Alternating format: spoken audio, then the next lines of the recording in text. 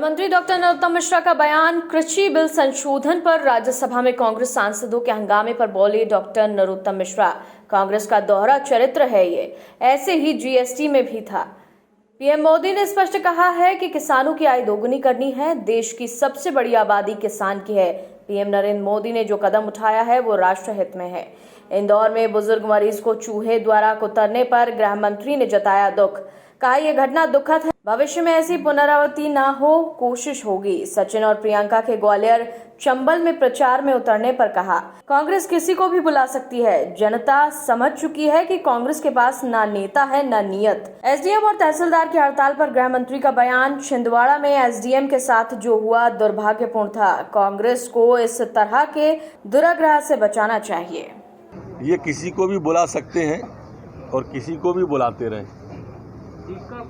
जनता समझ गई है, जनता अब ये समझ गई है कि इन तिलों में तेल नहीं है जो शीर्ष नेतृत्व है कांग्रेस के पास। प्रदेश में ना नेता बचा, ना नीयत बची, ना नेतृत्व बचा। इसलिए कांग्रेस की हार अगले चुनाव में तय है। दीपिका पादुकोण जी हो या अनुराग जी हो, ये वो लोग हैं जो राष्ट्रीय मुद्दों पर भी अपनी राय रखते रहे हैं जेएनयू में जाके।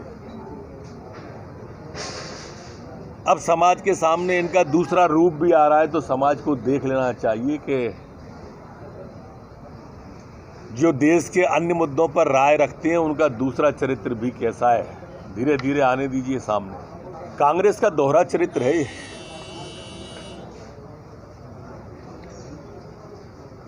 इसी तरह का जीएसटी पे था पहले उनका,